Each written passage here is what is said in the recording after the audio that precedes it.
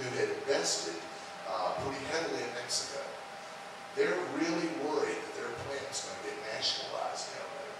So now they're seeing the poor judgment that they have used, and they're trying to get back into the United States. I think you're going to see more and more of that. The stability of our system, our laws and legislation, the ability to do business in this country is paramount in this world. And if we've got the infrastructure here, I think we will be very attractive as a destination point for industry. Now, we may not be making shirts and pants, but we have to go after those high-tech jobs that we've all just been talking about and encouraging. And I think that's the way we do it, is to build our infrastructure. You know, and I'll leave you with this last thought. Tennessee lies within a few hundred miles of over half the population of the United States. It's not a mistake that Fred Smith decided to put FedEx in Shelby County. He could have gone anywhere to do that. I know he was from Shelby County. But we are perfectly positioned. It's one of our greatest natural resources, is where this state lies. And we have to capitalize on that. If we've got the infrastructure in place, I believe you'll see industry come on into this state. Bill?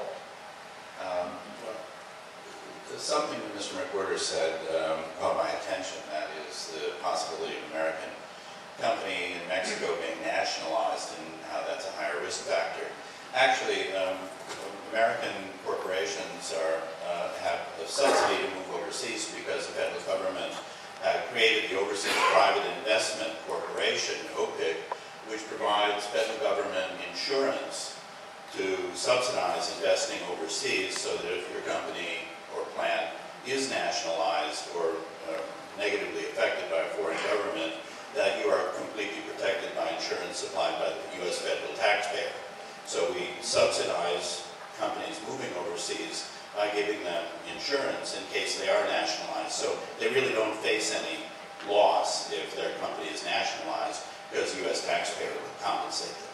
And that's an important recognition, in that we, as a community, have decided to provide, through our tax dollars, subsidies for our companies to move. Now, I'm not saying companies shouldn't invest overseas. We benefit in many ways from free trade, but it's not a simple question that way. May I respond to that? You know, in this family's case, they're interested in staying on in business, and yeah, they'll probably get compensated, and there'll be I'm not worried about them eating, let me assure you of that.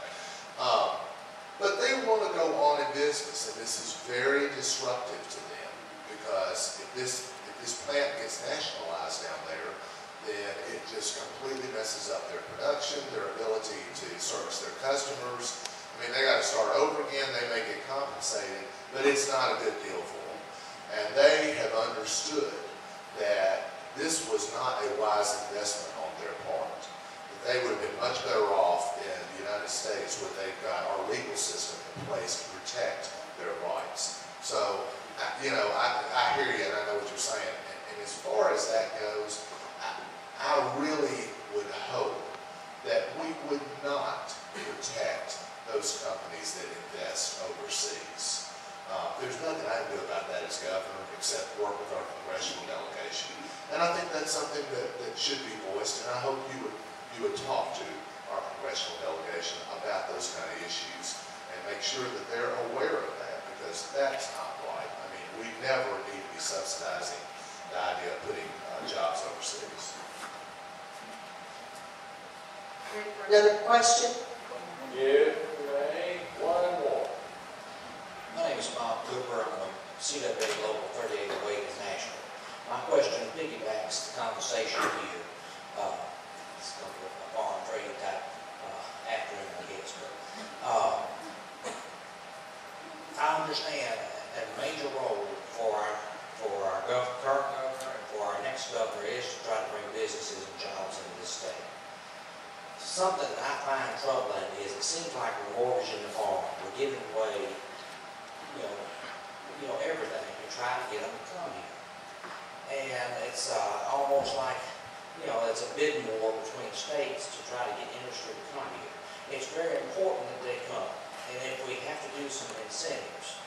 But what can you, do you foresee anything that you could do if you become governor that would hold their feet to the fire, that once they take our money and come here, the business climate changes a little bit, they feel like they need to consolidate. What can we do to either impel them to stay or give the money back? What is your answer? Ellen, let's start with Ward this time. I do think you can exact a price for it, and I understand that nobody likes to give it away. There are a lot of tax breaks. A lot's been said about. I'll give you a couple of examples because these come about in unusual ways. The overt tax breaks, and then you also see with Hemlock and Vacher, who are both involved in building the next generation of solar panels through the polysilicon chips and so on. That one of the propositions that they came here under, both of them came here under, was to escape the possibility of direct carbon taxes, even though such has yet to be levied.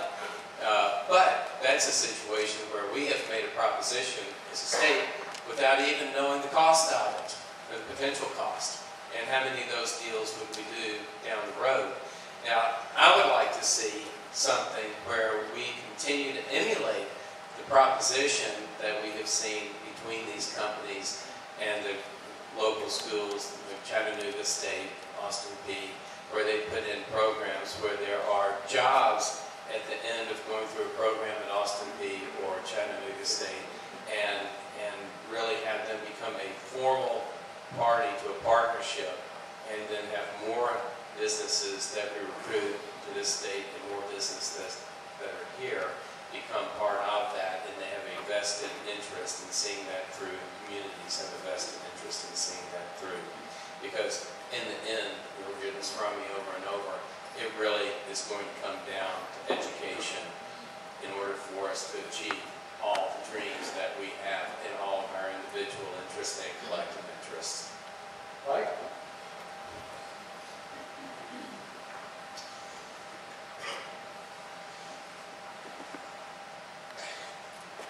You know, I was recently down in Chattanooga, and one of the major concerns down there is that the Volkswagen plant is using labor from out of state.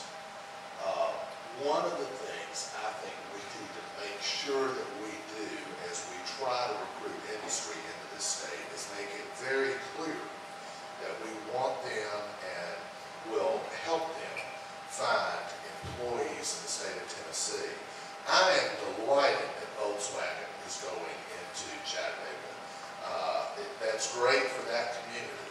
But as a Tennessee taxpayer, the most important thing to me is to make sure that they're employing Tennesseans, because those people are going to be paying taxes in our state, living here, and I'm going to reap the benefit of that, because as they're paying taxes, that's going to lower my tax burden. So it only makes sense for people in Nashville and Knoxville and Tri-Cities that we try to make sure that as we recruit industry into this state, that we make sure that they employ Tennesseans first. Now, if that needs to be part of the incentive package or a part of the negotiation, then yes, I am all for that. And I don't believe that will put us at a disadvantage. I believe we've got plenty of contractors in this state who can compete very well with anybody from Georgia. I think some of these are coming from Georgia. I can't imagine that we can't compete with them. So I am all about making sure that anything that we're doing to create jobs here in Tennessee in construction, that we make sure that we use Tennessee labor first.